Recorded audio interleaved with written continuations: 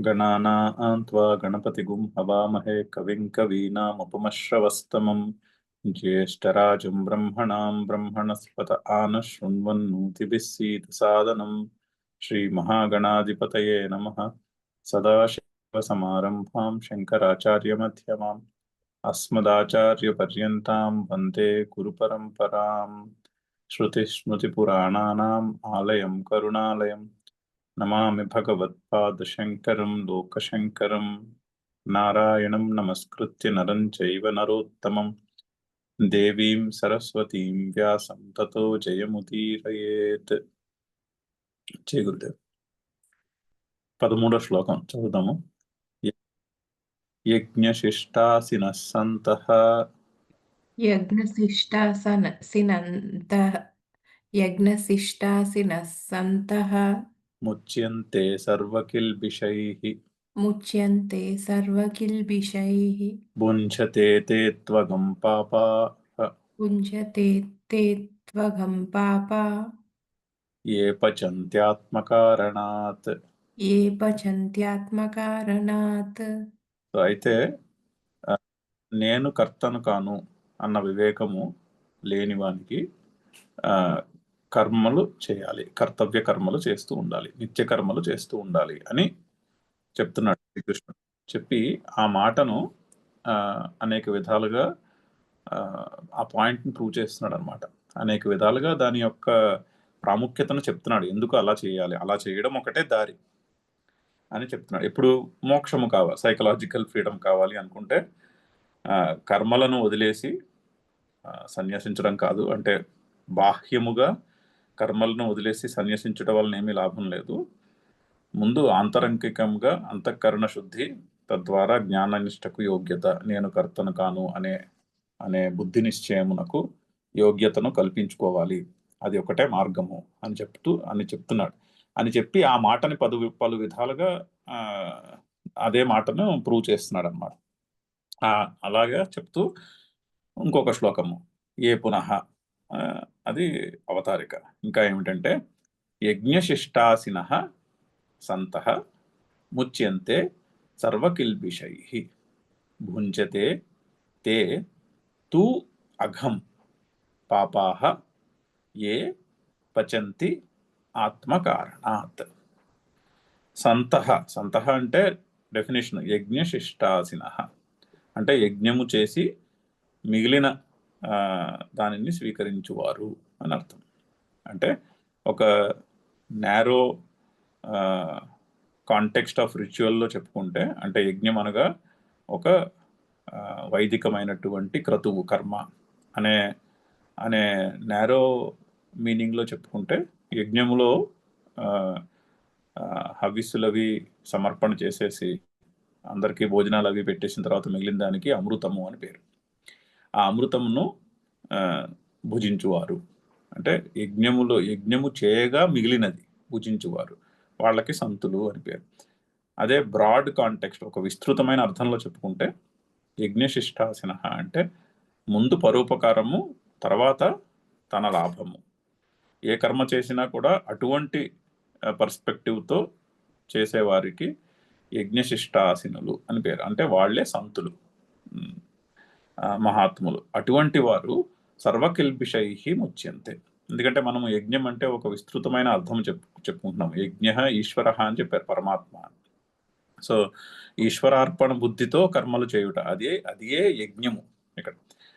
So యజ్ఞము అంటే ఈశ్వరార్పణ బుద్ధితో కర్మలు చేసి అప్పుడు తన సొంత లాభమును గురించి ఆలోచించుకునేవారు. అటువంటి వారు సర్వకిల్బిషైః ముచ్యంతే.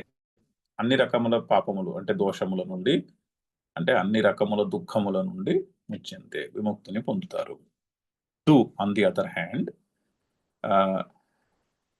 ఏ పచంతి ఆత్మకారణాత్, ఎవరైతే తన సొంత లాభమును ముందు చూసుకుంటారు. అంటే పచంతి అంటే భుజించుట.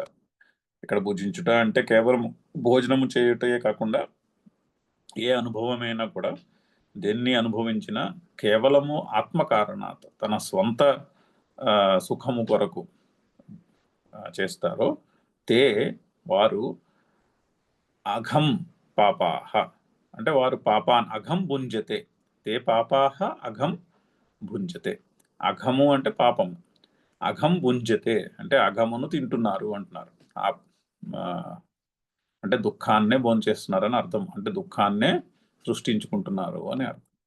సో కేవలము సెల్ఫిష్ మోటివ్తో చేసిన పని ఎప్పుడు కూడా దుఃఖానికే ఆ, దారిని తీస్తుంది. ముందు పరోపకారము, తర్వాత స్వంత లాభము, అటువంటి దృక్పథముతో ఆ, యజ్ఞం అనే ప్రిన్సిపల్ని దృష్టిలో పెట్టుకుని కర్మలు చేసుకునేవారు అన్ని పాపముల నుండి కూడా విముక్తిని పొందుతారు అని ఒక చాలా చక్కని ప్రిన్సిపల్. భాష్యం చదువుదాము. దేవయజ్ఞాదీన్ దేవయజ్ఞాదీన్ అంటే యజ్ఞశిష్టాసిన అంటున్నారు కదా, యజ్ఞము చేసి మిగిలినది భుజించిన వారు. అయితే యజ్ఞం అనగానేమి? దేవయజ్ఞాదీన్ అంటే పంచయజ్ఞములు చెప్పారు, 5 రకములైనటువంటి యజ్ఞములు చెప్పారు వైదికమైనటువంటి సంప్రదాయంలో. ఏమిటవి 5? ఒకటి ఫస్ట్ది దేవయజ్ఞము, 2 పితృయజ్ఞము, తర్వాత భూతయజ్ఞము, తర్వాత మనుష్య యజ్ఞము, బ్రహ్మయజ్ఞము అని 5 చెప్పారు. అయితే దేవయజ్ఞము అంటే వైదికమైన రిచువల్ పరంగా చూసుకుంటే అగ్నిని వ్రేల్చి నెయ్యి వేసి హవిస్సును సమర్పించుకొనుట దేవతలకి. ఆర్ మనము ఒక విస్తృతమైన అర్థంలో చెప్పుకుంటే, నిన్న చెప్పుకున్నాం, దేవతలంటే 33 దేవతలు. ఆ దేవతల లిస్ట్ అంతా కూడా న్యాచురల్ ఫోర్సెస్, 8 వసువులు, 11 రుద్రులు, 12 ఆదిత్యులు, ఇంద్రుడు, ప్రజాపతి అని నిన్న బృహదారణ్యకంలో వాటికి చెప్పిన అర్థాలు కూడా చూసాం. 8 వసువులు అంటే పంచమహాభూతములు, చంద్రుడు, నక్షత్రములు, సూర్యుడు, వాళ్ళు 8 వసువులు. ఎందుకంటే ఈ జగత్తంతా వాటి యందే నివసించి ఉన్నది. మనకు కనిపించే జగత్ అంతా కూడా ఈ న్యాచురల్ ఫోర్సెస్, సూర్యుడు, చంద్రుడు, నక్షత్రములు, అంతరిక్షము, వీటిలోనే నివసించి ఉన్నది. అందుకని వాటికి వసువులని పేరు. 11 రుద్రులు చాలా చక్కని అర్థం చెప్పారు. పంచ జ్ఞానేంద్రియములు, పంచ కర్మేంద్రియములు, మనస్సు, వాటికి 11 రుద్రులు అని పేరు. రుద్ర అంటే రోదయంతి, ఏడిపిస్తాయి. ఏ విధంగా ఏడిపిస్తాయి? మనిషి మరణించినప్పుడు ఈ 11 కూడా శరీరంను వదిలేస్తాయి, అప్పుడు చుట్టుపక్కల వాళ్ళందరూ ఏడుస్తారు. ఆ విధంగా రుద్ర అని అర్థం చెప్పారు వాటికి. 12 ఆదిత్యులు చెప్పారు, అంటే మాసముల రూపంలో కాలచక్రమును ముందుకు నడిపిస్తాయి. 12 మాసాలు ప్రసిద్ధముగా సంవత్సరానికి. ఈ 12 మాసాలు కాలం అనే ఈ చక్రాన్ని ముందుకు నడిపిస్తూ ఉంటాయి, అవే మళ్ళీ మళ్ళీ వచ్చి. అందుకని ఆదిత్యులు అన్నారు. ఆదిత్యులు అంటే ముందుకు లాక్కుని పోవాడు ఆదిత్య, అందరినీ ముందుకు లాక్కుపోయేవాడు ఆదిత్య అని సంస్కృతంలో వ్యుత్పత్తి. అవి ఏ విధంగా ఈ 12 మాసముల రూపంలో ఈ జగత్తుని, ఈ కాలచక్రముని ముందుకు నడిపిస్తూ ఉంటాయి. అందుకని వాటికి ఆదిత్యులు అని పేరు. తర్వాత ఇంద్రుడు అంటే మేఘము, వర్షమును కలుగజేయేవాడు ఇంద్రుడు. తర్వాత ప్రజాపతి అంటే పరమాత్మ. ఏ విధంగా? ప్రజాపతి అంటే ప్రోజని, సంతానమును కలుగు చేసి ఈ మనుష్యుల యొక్క, ఈ జీవులను ముందుకి తరతరాలుగా ముందుకు నడిపించి ఒక మహాశక్తి, దానికి ప్రజాపతి అని పేరు. సో ఈ విధంగా 33 దేవతలని న్యాచురల్ ఫోర్సెస్గా చెప్పారు. అయితే వాటిని వృద్ధిపరుస్తూ చేసే కర్మలన్నీ కూడా దేవయజ్ఞం. సో ఎన్వైరన్మెంట్ని జాగ్రత్తగా చూసుకుంటూ చేసే ప్రతి కర్మ కూడా దేవయజ్ఞం కింద వస్తుంది. ఓకే, అది ఒకటి, అది చేయాలి అందరూ. పితృయజ్ఞము అంటే తల్లిదండ్రులు, పూర్వీకులు, వాళ్ళకి సేవలు చేయుట, వాళ్ళకి శ్రాద్ధ కర్మలు చేయుట, అదే పితృయజ్ఞము. ఎందుకంటే మనిషి పుడుతూనే తల్లిదండ్రులకు రుణముతో పుడతాడు. ఎందుకంటే తల్లిదండ్రుల వల్లనే కదా జీవితం వచ్చినది. సో వారికి సేవ చేయుట. తర్వాత భూతయజ్ఞము అంటే యానిమల్ వెల్ఫేర్, చుట్టుపక్కల ఉన్న అన్నింటినీ కూడా జాగ్రత్తగా చూసుకొనుట, వాటికి హాని చేయకుండా ఏమైనా చేయగలిగితే చుట్టుపక్కల ఉన్న జీవులకి మనం మంచి చేయాలి కానీ హాని చేయకూడదు, దానికి భూతయజ్ఞము అని పేరు. మనుష్య యజ్ఞము, మనుషులకు మంచి చేయుట, అన్నదానము, విద్యాదానము మొదలగునవన్నీ, ధనమును దానం చేయుట, ఇవన్నీ కూడా మనుష్య యజ్ఞంలోకి వస్తాయి. బ్రహ్మయజ్ఞము అంటే జ్ఞానయజ్ఞము. ఇప్పుడు ఇక్కడ మనం చేస్తున్నాం కదా, ఇది బ్రహ్మయజ్ఞం కిందకి లెక్క వస్తుంది.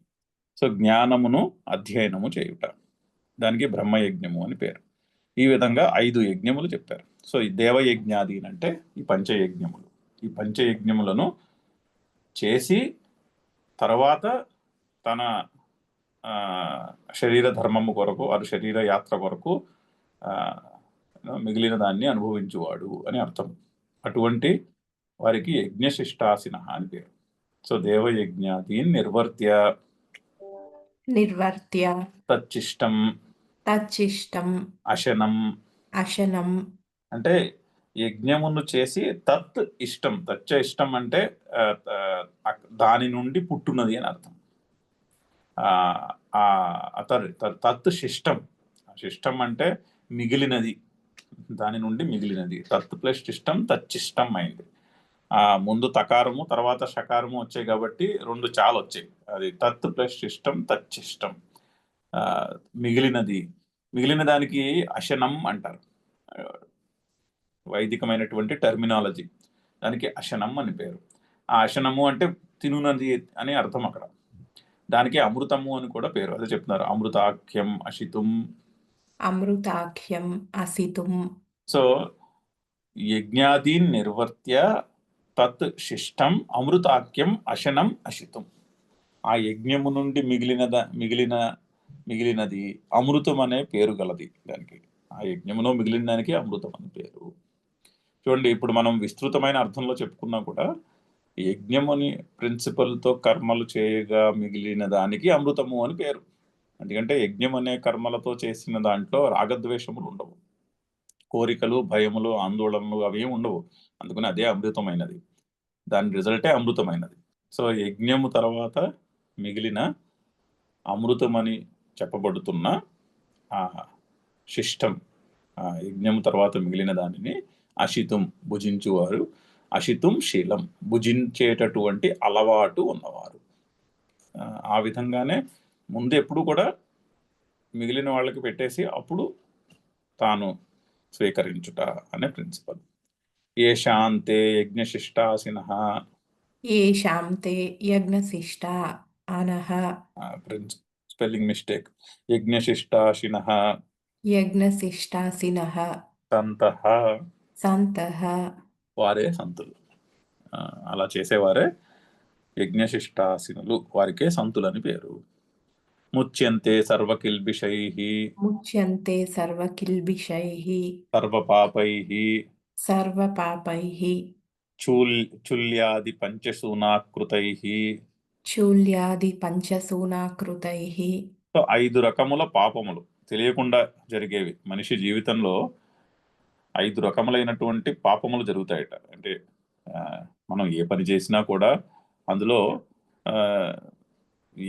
ఏదో విధంగా ఇంకొక జీవికి హాని జరుగుతూనే ఉంటుంది. ఏ కర్మ చేసినా కూడా దానికి పంచశూనులు, దాన్ని 5 కేటగిరీల్లో పెట్టారు. అంటే ఇన్అడ్వర్టెంట్గా జరిగే పాపము అని పేరు అని అర్థం. అవి ఏంటి కింద ఎక్స్ప్లెయిన్ చేశారు ట్రాన్స్లేషన్లో కూడా. మనుస్మృతి నుంచి వచ్చినటువంటి ఒక శ్లోకము, పంచశూనా గృహస్థస్య. 5 గృహస్థుని చేతిలో 5 పాపములు జరుగుతూ ఉంటాయి అని. ఏమిటవి? చుల్లి అంటే పొయ్య, చుల్లి అంటే కట్టె పొయ్య. సో కట్టె పొయ్యలో కట్టెలు వేసినప్పుడు ఆ కట్టెలో పురుగులు ఉంటాయి. ఒక్కోసారి ఆ చెక్క లోపల పురుగులు ఉంటాయి. సో మరి కట్టెలు పొయ్యిలో వేసినప్పుడు ఆ లోపల ఉన్న పురుగు చనిపోతుంది కదా, అది ఒక రకమైనటువంటి దాన్ని ఏమంటారు, అది ఒక రకమైనటువంటి పాపము. ఎందుకంటే తెలియకుండానే యజ్ఞములో కట్టెలు వేసినప్పుడు కొన్ని పురుగులు నశించిపోతున్నాయి. అలాగే పేషణి అని ఉంది. పేషణి అంటే తిరగలి. 2 రాళ్ళు ఇలా తిప్పితే తిరగలి తిప్పినప్పుడు ఏమవుతుంది, ఎలాగ పప్పులో ధాన్యమో పిండి చేస్తున్నాము, బట్ అలా చేస్తున్నప్పుడు కూడా మనకి కనిపించినటువంటి జీవులు దాని కింద నలిగిపోతాయి. ఒక్కోసారి చీమలు అవి కూడా నలిగిపోతాయి, కనిపించవు అవి. లేదా చిన్న క్రిమి కీటకాలు ఉంటాయి, అవి నశించిపోతాయి దానివల్ల. అటువంటి దానికి పేషణి అని పేరు. అపస్కరహ అంటే పేషణి ఉపస్కరహ. ఉపస్కరహ అంటే అంటే చీపురు పెట్టి తుడిచినప్పుడు, చీపురు పెట్టి ఇప్పుడు వీధిలో గుమ్మం తుడుస్తున్నారు అనుకోండి, అప్పుడు కూడా కనిపించినటువంటి చిన్న చిన్న జీవులు మరణిస్తాయి. సో అది కూడా పాపం, అది ఒక రకమైనటువంటి పాపము. తర్వాత కండని అంటే రోట్లో వేసి దంచడం. రోట్లో వేసి ధాన్యం అది దంచినప్పుడు కూడా ఆ రోట్లో ఆ రోట్లో కొన్ని తెలియని చిన్న చిన్న జీవులు ఉండొచ్చు, జీవులు పడొచ్చు మధ్యలో, ఆ జీవులు మరణిస్తూ ఉంటాయి. అది కూడా పాపము. తర్వాత ఉదకుంభ అంటే మంచినీటి బిందులు. పూర్వము వైదిక సంప్రదాయంలో ఉన్నప్పుడు ట్యాప్లు అవి లేనప్పుడు రోజు పొద్దున్నే లేచి చెరువు గట్టుకెళ్ళి కాలువ గట్టుకో లేకపోతే నది దగ్గరకు పోయి ఆ నీళ్ల బిందెలో నీళ్లు తెచ్చుకునేవారు.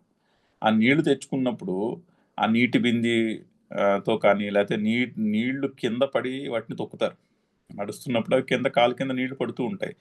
ఆ కాలి కింద పడినప్పుడు ఆ బురదలో ఆ నీటిలో కూడా కొన్ని జీవులు ఉంటాయి, ఆ జీవులు మరణిస్తాయి. ఇటువంటివి పంచసూనాహ అంటారు వాటిని.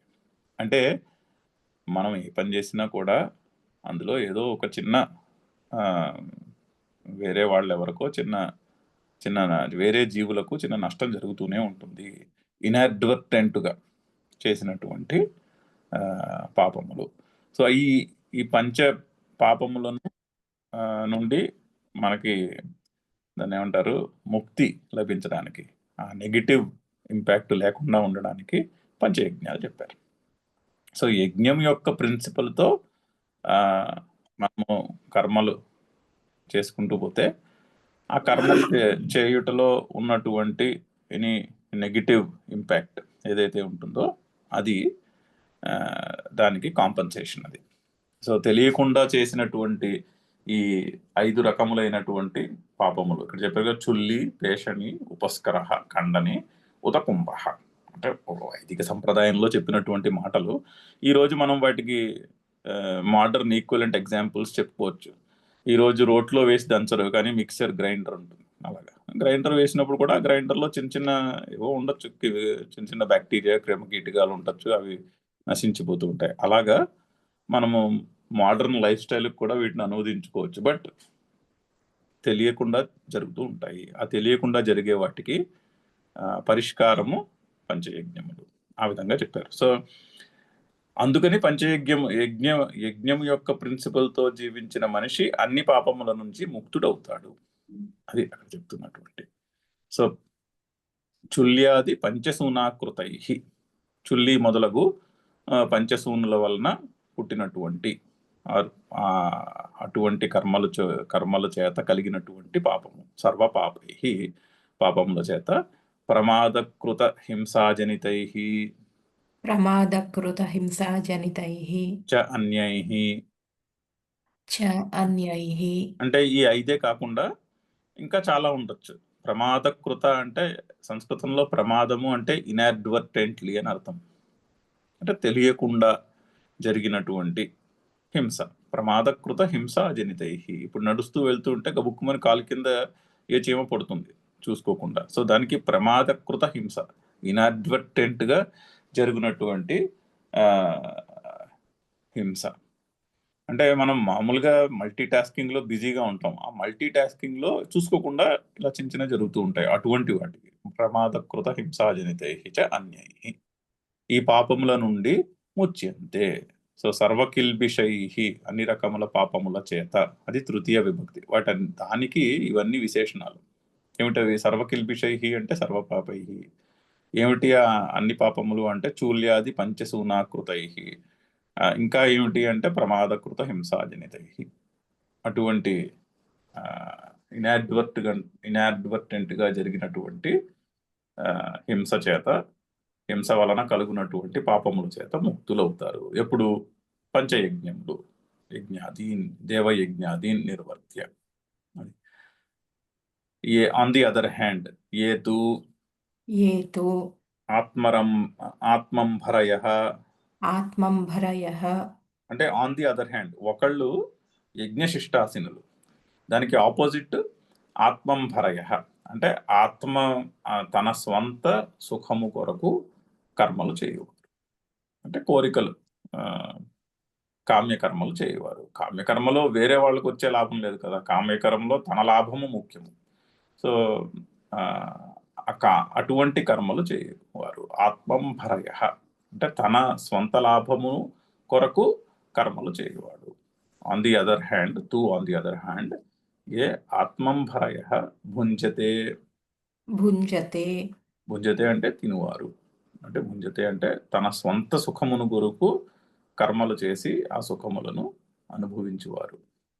తేతు తేతు అఘం పాపం అఘం పాపం స్వయమపి పాపాః. స్వయమపి పాపాః. తో తేతు అఘం అంటే పాపం. వాళ్ళు అఘం భుంజతే అఘం పాపాః అంటున్నారు కదా. తు తే అఘం భుంజతే. ఆన్ ది అదర్ హ్యాండ్ ఎవరైతే అఘమును అంటే పాపమును భుజిస్తారు. పాపము అంటే ఇక్కడ దుఃఖము అని అర్థం. ఏ విధముగా దుఃఖము?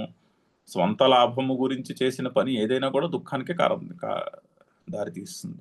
ఎందుకంటే ఆ లాభము పర్మనెంట్ కాదుగా. అది ఎంతటి గొప్ప లాభమైనా అది పర్మనెంట్ కాదు, అది టెంపరీయే. ఆ లాభము పూర్తి అయిపోయిన తర్వాత దుఃఖమే మళ్ళీ. సో నెట్ కోరికతో చేసినటువంటి కర్మ ఎంత ధర్మబద్ధమైన కర్మ అయినా కూడా అది దుఃఖమునికే దారితీస్తుంది. సో అందుకని ఆత్మంభరయ అఘం పాపం భుంజతే, అది అన్వయము. ఏ పచంతి పాకం నిర్వర్తయంతి. పచంతి అంటే పాకము అంటే వండుట, లిటరల్ మీనింగ్ వండుట. కానీ ఇక్కడ మనము లిటరల్ మీనింగ్ కూడా చెప్పుకోవచ్చు, కానీ అందులో ప్రిన్సిపల్ తీసుకోవాలి. ఏ పచంతి అంటే పాకం నిర్వర్తయంతి అంటే అనుభవమునకు తెచ్చుకొనుట, అనుభవించుట అనే అర్థంలో చెప్పుకోవచ్చు. పచంతి పాకం నిర్వర్తయంతి. దేని కొరకు? ఆత్మకారణాత్ ఆత్మహేతోః. ఇక్కడ ఆత్మ అంటే స్వ అని అర్థం చెప్పుకోవాలి. తన కొరకు. ఆత్మకారణాత్ అంటే తన కొరకు, తన ఆత్మహేతోః తన సుఖమే రిజల్ట్గా బుద్ధిలో నిశ్చయం పెట్టుకుని పనులు చేసేవాళ్ళు అని అర్థం. సో ఆ యజ్ఞము యొక్క ప్రిన్సిపల్తో కర్మలు ఎందుకు చేయాలి అని చెప్తూ దానికి రకరకముల పర్స్పెక్టివ్లో సమాధానములు ఆర్ ఆ పాయింట్కి రకరకాలైనటువంటి సబ్స్టాన్సియేషన్ ఉన్నటువంటి శ్లోకములలో భాగము చదువుదాం ఒకసారి. యజ్ఞశిష్టాసినః సంతః ముచ్యంతే సర్వకిల్బిషైః భుంజతే తే త్వఘం పాపాః ఏ పచంత్యాత్మకారణాత్. నెక్స్ట్ 3 శ్లోకాలు ఒక సెట్, 14, 15, 16. ఈ 3 ఒక వాక్యం.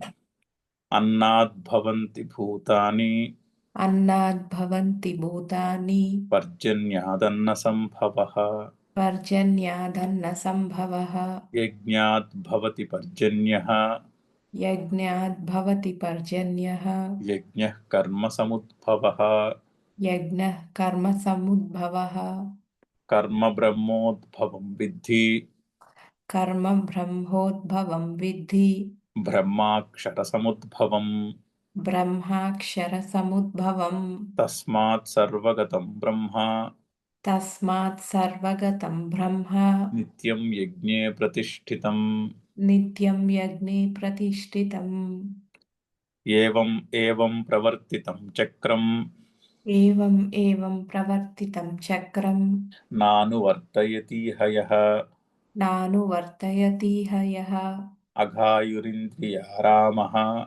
అఘాయురింద్రియారామః మోఘం పార్థ సజీవతి. అయితే ఏవం ప్రవర్తితం చక్రం, ఈ విధముగా ఈ సృష్టిలో ఒక చక్రము ఉన్నది. ఈ సృష్టి చక్రం ఈ విధంగా నడుస్తూ ఉంటుంది అని చెప్తున్నాడు. ఆ చక్రం ఏమిటో చూద్దాం. ముందు 2 శ్లోకాల్లో చెప్పినటువంటిది ఇక్కడ ఈ సృష్టిలో నడుస్తున్నటువంటి చక్రం. ఈ విధముగా ఇక్కడ చక్రము ప్రకృతి యొక్క చక్రం అంటే ప్రకృతి ఈ విధంగా జగత్తు ముందుకి సాగుతూ ఉంటుంది. ఆ వి నా యహ నా అనువర్తయతి ఇహ. నానువర్తయతి ఇహలో 2 సందులు ఉన్నాయి. నా ప్లస్ అనువర్తయతి ప్లస్ ఇహ. ఇహ అంటే ఇక్కడ భూలోకంలో, ఇహ ఇహ యహ ఇక్కడ ఎవడైతే నా అనువర్తయతి ఈ చక్రమును అనుసరించాడు, అంటే ఆ చక్రమునకు అడ్డుపడతాడు అని అర్థం. అంటే ఆ చక్రమును దానికి సపోర్ట్ చేసే విధంగా ప్రవర్తించడు అని అర్థం. నా అనువర్తయతి ఇహ యహ ఇహ ఏవం చక్రం నా అనువర్తయతి. ఈ విధముగా జరుగుతున్నటువంటి ఈ నేచర్లో ఉన్నటువంటి సైకిల్కి విరుద్ధముగా పనిచేస్తాడు. ఇంద్రియారామ అఘాయు అంటే నేచర్లో ఉన్న సైకిల్కి విరుద్ధంగా పనిచేయడము అంటే ఇంద్రియారామ, తన సొంత సుఖము కొరకు ప్రవర్తించువాడు. ఇంద్రియ ఆరామ అంటే ఇంద్రియముల యొక్క రమించుట, ఇంద్రియముల యొక్క సుఖము కొరకు క్రీడించువాడు, ఇంద్రియముల యొక్క సుఖము కొరకు కర్మలు చేయవాడు. అతడు ఏమవుతాడు? అఘాయు. అఘాయు అంటే ఆయుహు అంటే జీవితం, అఘ అంటే పాపము, అఘాయు అంటే పాపమైన జీవితము కలవాడు. అంటే దుఃఖము, ఆ జీవితమునకు ఫైనల్ రిజల్ట్ దుఃఖమే అని అర్థం. అంటే దుఃఖమైనటువంటి జీవితము కలవాడు. కనిపించడానికి సుఖంగా కనిపిస్తుంది ఇంద్రియారామము. ఇంద్రియముల యొక్క సుఖమును గురించి ప్రవర్తించుట పైకి చూడడానికి అయ్యో ఎంత వీళ్ళు లగ్జరీలో ఉన్నారు, ఎంతో సుఖంగా ఉన్నారని అనిపిస్తుంది, వాళ్ళకే అనిపిస్తుంది. కానీ ఆ సుఖము టెంపరీ కాదు, అందుకని ఆ సుఖం అయిపోయేసరికి దుఃఖమే. సో అందుకు ఆ విధంగా అఘాయుహు అయింది. ఆ విధంగా ఎంతటి లగ్జరీలో బ్రతుకుతున్నా కూడా అది దుఃఖమునకే కారణం, దారి తీస్తుంది. ఇది మనం చూస్తూనే ఉంటాము సమాజంలో. సో అది ఇంద్రియారామ అఘాయుహు పార్థ ఓ అర్జున సహ మోఘం జీవతి. అతడు మోఘం అంటే వ్యర్థమైన జీవితమును జీవించుచున్నాడు అని అర్థం. ఆ జీవితము వ్యర్థమే కదా, అంతే కదా. బోల్డంత లగ్జరీ ఉంటే చాలా సుఖంగా బతికేసేయచ్చు అనుకుని ఎంతో కష్టపడి ఆ లగ్జరీలకు ఆ భోగములకు కావలసినటువంటి సంపదను సంపాదించుకుని ఆ భోగములను అనుభవించి సుఖమును పొందుదాము అని ఆలోచన చేసి ఎంతో కష్టపడి, చాలా కష్టపడాలి, ఉత్తినే రావు భోగాలు. భోగాల మీద ఇంట్రెస్ట్ ఉంటే ఆ భోగమును అనుభవించడానికి డబ్బు ఖర్చు అవుతుంది. ఆ డబ్బు ఖర్చు అవుతుందంటే, ఖర్చు పెట్టాలంటే ముందు కష్టపడి ఆ డబ్బును సంపాదించాలి. అంత కష్టపడి సంపాదించాలి, తనైనా సంపాదించాలి లేదా తన పూర్వీకులు సంపాదించి పెట్టుంటారు.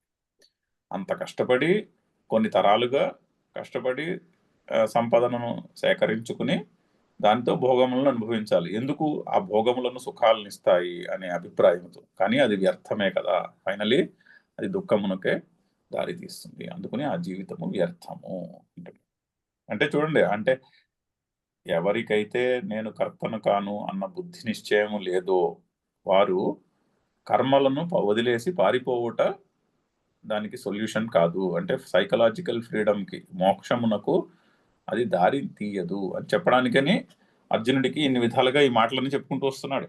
ఇవన్నీ చెప్పి ఇంకా కంక్లూడ్ చేస్తాడు ఇక్కడ. అందుకని నువ్వు కర్మలే చేయాలి, కర్మలు చేయనంటే కుదరదు. నేను కర్తను కాను అన్న బుద్ధి నిశ్చయము కలిగిన రోజును ఆనాడు కర్మలు చేస్తున్నప్పటికీ కూడా కర్మలు చేయనట్టే లెక్క. ఎందుకంటే నేను కర్తను కాదు. అప్పుడు కర్మ జరుగుతూ ఉంటుంది, నేను చేసేదేం లేదు. అంతేనే కానీ అలా ఆ స్టేట్కి చేరుకుంటే అది మోక్షమునకు దారి తీస్తుందే కానీ బలవంతంగా కర్మలను వదిలేసి పారిపోవటం వల్ల ఏమీ లాభం లేదు అని చెప్పడానికని రకరకాలుగా చెప్తున్నటువంటి చాలా చక్కని ప్రిన్సిపల్ ఇది. ఇక్కడ నేచర్లో ఉన్నటువంటి ఒక సైకిల్ ఉంది, ఒక చక్రము. ఆ చక్రమునకు విరుద్ధముగా పనిచేయవాడు, అంటే తన సొంత లాభము కొరకే పనిచేయవాడు, అతని జీవితము వ్యర్థము. అఘాయు పాపజీవి అంటే దుఃఖముతో కూడుకున్నటువంటి జీవితము కలవాడు.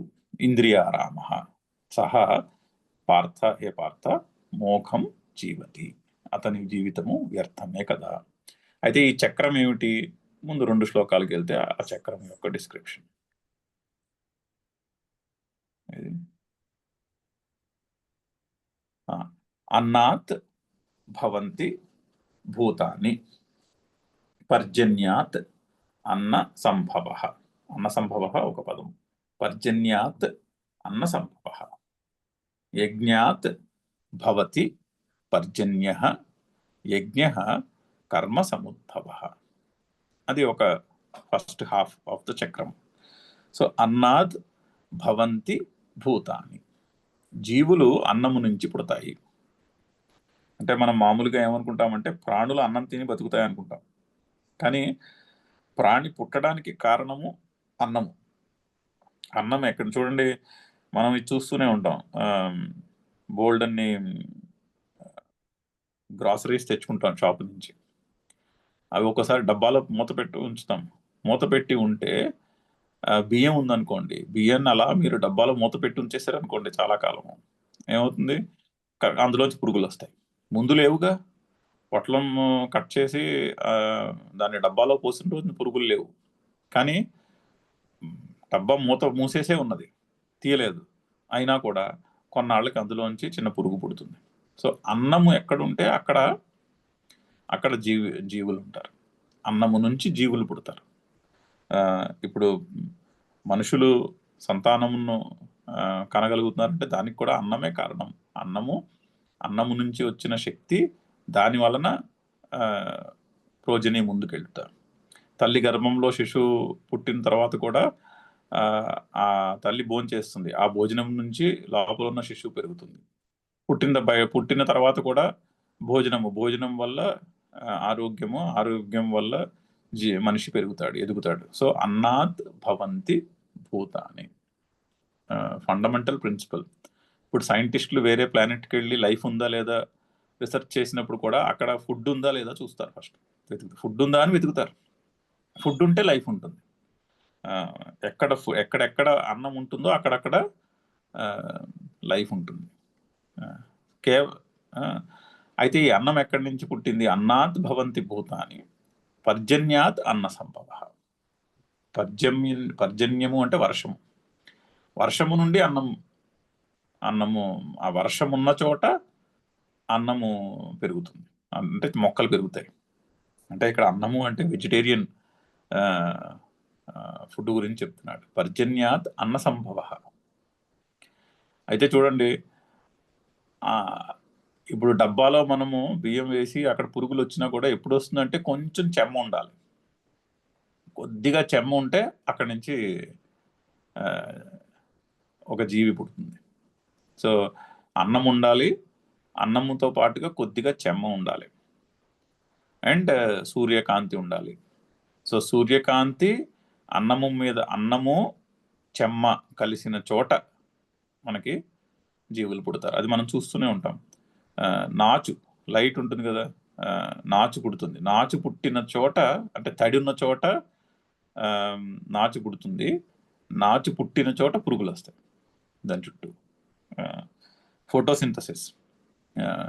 ఇప్పుడు గ్లేషియర్స్ పరిశీలించారనుకోండి, గ్లేషియర్ లోపల లైఫ్ ఉండదు ఐస్లో. గ్లేషియర్ యొక్క ఎడ్జ్లో లైఫ్ ఉంటుంది.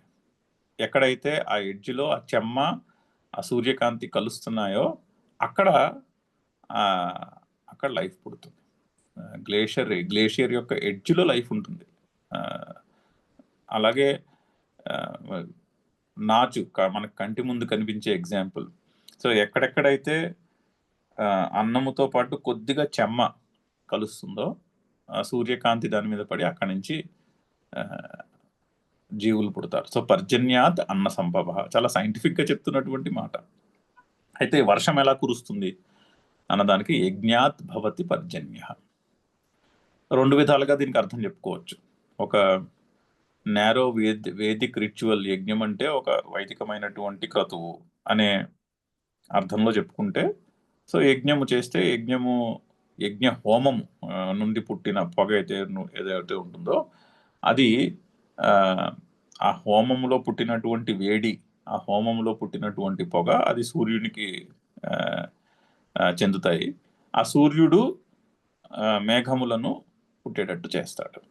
ఆ విధంగా యజ్ఞము వలన మేఘములు ఆ, ఆ, తయారవుతున్నాయి అని చెప్పొచ్చు. సో యజ్ఞములో ఉన్నటువంటి ఆ హోమం నుంచి వచ్చినటువంటి పొగ ఏదైతే ఉందో అది హోమ ధూమము, అది ప్రకృతి శక్తి, అది ప్రకృతి యొక్క శక్తిని పెంచుతుంది. ఆ ప్రకృతి యొక్క శక్తి అంటే సూర్యుని యొక్క శక్తికి చెందినది. ఆ సూర్యుని యొక్క శక్తి వలన మేఘములు ఏర్పడతాయి. సో ఆ విధంగా యజ్ఞము ఆ, మేఘములను కలుగజేస్తుంది అని అర్థం చెప్పుకోవచ్చు. అని ఒక వైదికమైనటువంటి సంప్రదాయం. ఆర్ ఒక విస్తృతమైన అర్థంలో చెప్పుకున్నప్పుడు కూడా యజ్ఞము చేయుట వలన ఎన్వైరన్మెంట్ యొక్క సస్టైనబిలిటీ ని మెయింటైన్ చేయడం వలన వర్షం బాగా కురుస్తుంది. అంతే కదా. గ్లోబల్ వార్మింగ్ ఉండదు. గ్లోబల్ వార్మింగ్ ఉండకపోవడము అంటే పడాల్సిన టైంలో పడవలసిన మోతాదులో పడవలసిన చోట వర్షం కురువుట. ఆ వర్షం కురుస్తుంది. వర్షం కురిస్తే పంటలు బాగా పండి అన్నము సమృద్ధిగా తయారవుతుంది. అన్నము సమృద్ధిగా తయారైతే జీవులు పుడతారు, జీవులు సంతోషంగా ఉండగలుగుతారు. సో యజ్ఞాద్భవతి పర్జన్య. ఆ విధముగా కూడా యజ్ఞం అనే ప్రిన్సిపల్ అంటే ఎకలాజికల్ సస్టైనబిలిటీ, చుట్టూరా ఎన్వైరన్మెంటల్ సస్టైనబిలిటీ అంటే తన పరోపకారం అనే దృష్టితో చేసే పనులు. ఫర్ ఎగ్జాంపుల్ మొన్న చెప్పుకున్నాం నిన్న కూడా, చెట్లను నాశనం చేయకుండా ఉంచితే ఆ చెట్లను పెంచేటట్టుగా పనులు చేస్తే ఫైనల్గా అక్కడ వర్షాలు కురుస్తాయి. ఇజ్రాయెల్ ఫర్ ఎగ్జాంపుల్, ఒకప్పుడు ఇజ్రాయెల్ డెజర్ట్, కానీ వాళ్ళు చాలా మెథాడికల్గా ఆ డెజర్ట్ ల్యాండ్ని ఫారెస్ట్ కింద తయారు చేసుకున్నారు. చెట్లు నాటి over a period of time మెథాడికల్గా ఆ చెట్లు నాటడం వల్ల అక్కడ వర్షం యొక్క మోతాదు పెరుగుతుంది. ఇంకా అక్కడ సైకిల్ అవుతుంది. చెట్లు వల్ల వర్షము, వర్షం వల్ల మళ్ళీ చెట్లు, మళ్ళీ చెట్ల వల్ల మళ్ళీ వర్షము. సో అక్కడ ఒక సైకిల్, దాన్ని ఏమంటారు, సస్టైనబుల్ సైకిల్ ఒకటి స్టార్ట్ అవుతుంది. ఆ విధంగా యజ్ఞాత్ భవతి పర్జన్య. మరి ఈ యజ్ఞం ఎక్కడి నుంచి పుడుతున్నది? యజ్ఞ కర్మ సముద్భవ. ఏమి పనులు చేయకుండా ఉంటే యజ్ఞం అనే ప్రిన్సిపల్ నడవదు కదా. యజ్ఞం అనే ప్రిన్సిపల్లో కర్మ చేయడం అనేది ఉంది. కర్మ వలనే సాధ్యము. అలా అంటే తన సొంత లాభమును పక్కన పెట్టి ఫలము మీద ఆసక్తి వదిలేసి కర్మలు చేయుట, అంటే కామ్య కర్మలను పక్కన పెట్టి కర్మలు చేయుట, దానివల్ల యజ్ఞము పాతుకులు అవుతున్నది. అదే యజ్ఞము. యజ్ఞము చేయాలంటే కర్మలు చేస్తూ ఉంటారు. వైదికమైన అర్థం చెప్పుకున్నా కూడా, అంటే ఒక చిన్న క్రతువు అని అర్థం చెప్పుకున్నా కూడా, ఆ యజ్ఞము నడవాలంటే కర్మ చేయాలిగా. సో యజ్ఞ కర్మ సముద్భవ, అది first part of the cycle. అన్నాత్ భవంతి భూతాని పర్జన్యాత్ అన్న సంభవ, యజ్ఞాత్ భవతి పర్జన్య, యజ్ఞ కర్మ సముద్భవ. అన్నము వలన భూతం జీవులు, వర్షము వలన అన్నము, యజ్ఞము వలన వర్షము, కర్మ వలన యజ్ఞము, కర్మ నుండే యజ్ఞము పుడుతున్నది అని ఆ సైకిల్. రెండో శ్లోకానికి వెళ్తే, కర్మ బ్రహ్మోద్భవం విద్ధి. ఈ కర్మ ఎక్కడి నుంచి పుట్టింది అంటే బ్రహ్మ నుండి పుట్టినది. ఇక్కడ బ్రహ్మ శబ్దమునకు వేదము అని అర్థం చెప్పారు. అంటే కర్మ చేయమని మనిషికి ఎవరు చెప్తున్నారు? కర్మ చేయమని వేదం చెప్తుంది. ఇక్కడ వేదం నుంచి వచ్చిన మాటలే చెప్తున్నాడు కదా కృష్ణుడు. కర్మ చేయమని చెప్తున్నాడు అర్జునుడికి. వేదంలో చెప్పినటువంటి మాటలని ప్రిన్సిపల్ బేసిస్ గా చేసుకునే చెప్తున్నాడు. వేదము నిన్ను ఫలము మీద ఆసక్తి వదిలేసి కర్మ చేయమంటోంది, యజ్ఞం అనే ప్రిన్సిపల్ తో కర్మ చేయమంటోందని చెప్తున్నాడు. సో కర్మ బ్రహ్మోద్భవం విద్ధి. కర్మ బ్రహ్మ నుండి పుట్టినది. ఇక్కడ బ్రహ్మ శబ్దమునకు వేదము అని అర్థము. వేదము నుండి కర్మ పుట్టినది. వేదము మనిషిని నువ్వు కర్మ చేయని చెప్తోంది. కర్మ బ్రహ్మోద్భవం విద్ధి. బ్రహ్మ అక్షర సముద్భవం. బ్రహ్మ అక్షరము నుండి పుట్టినది. అక్షరము అంటే నశించుట. అంటే ఈ వేదమని చెప్పబడుతున్న బ్రహ్మ ఏదైతే ఉందో అది అక్షరం అనే చెప్పబడే బ్రహ్మ నుండి పుట్టినది అని అర్థం. అక్షరము అంటే నాశనము లేనిది. ఈ వేదం ఎక్కడి నుంచి పుట్టింది? ఆ పర్మనెంట్ ప్రిన్సిపల్ ఆఫ్ డివినిటీ నుంచి పుట్టినది. అనంతమైన నిత్యమైనటువంటి పరమాత్మ నుండి ఈ వేదము పుట్టినది. సో ఎక్కడికి వెళ్ళింది చక్రము? భూతములేమో జీవులేమో అన్నము నుండి పుట్టేయి, అన్నమేమో వర్షం నుండి పుట్టింది, వర్షమేమో యజ్ఞం నుంచి పుట్టింది, యజ్ఞమేమో కర్మ నుంచి పుట్టింది, కర్మేమో వేదం వలన పుట్టింది, వేదమేమో పరమాత్మ నుండి పుట్టినది. అది సైకిల్. ఆ సైకిల్ని మనము ఆ సైకిల్కి అనుగుణంగా జీవించాలి అంటున్నాడు. తస్మాత్ సర్వగతం బ్రహ్మ నిత్యం యజ్ఞే ప్రతిష్ఠితం. అందుకని సర్వగతం బ్రహ్మ, ప్రతిదీ కూడా బ్రహ్మకే చేరుకుంటుంది. ప్రతిదీ కూడా పరమాత్మ నుంచే పుట్టినది.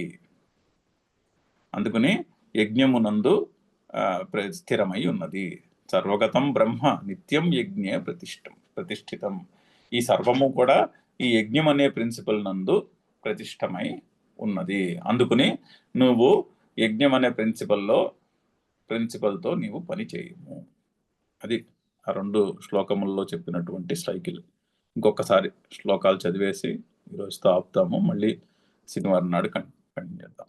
అన్నాద్భవంతి భూతాని అన్నాద్భవంతి భూతాని పర్జన్యాదన్న సంభవ పర్జన్యాదన్న సంభవః యజ్ఞాద్భవతి పర్జన్యః యజ్ఞాద్భవతి పర్జన్యః యజ్ఞః కర్మ సముద్భవః యజ్ఞః కర్మ సముద్భవః కర్మ బ్రహ్మోద్భవం విద్ధి కర్మ బ్రహ్మోద్భవం విద్ధి బ్రహ్మాక్షర సముద్భవం బ్రహ్మాక్షర సముద్భవం తస్మాత్ సర్వగతం బ్రహ్మ తస్మాత్ సర్వగతం బ్రహ్మ నిత్యం యజ్ఞే ప్రతిష్ఠితం. నిత్యం యజ్ఞే ప్రతిష్ఠితం. ఏవం ప్రవర్తితం చక్రం ఏవం ప్రవర్తితం చక్రం నానువర్తయతీహ యః నానువర్తయతీహ యః అఘాయురింద్రియారామః అఘాయురింద్రియారామః మోఘం పార్థ సజీవతి. మోఘం పార్థ సజీవతి. ఓం పూర్ణమదః పూర్ణమిదం పూర్ణాత్ పూర్ణముదచ్యతే పూర్ణస్య పూర్ణమాదాయ పూర్ణమేవావశిష్యతే. ఓం శాంతి శాంతి శాంతి. హరి ఓం.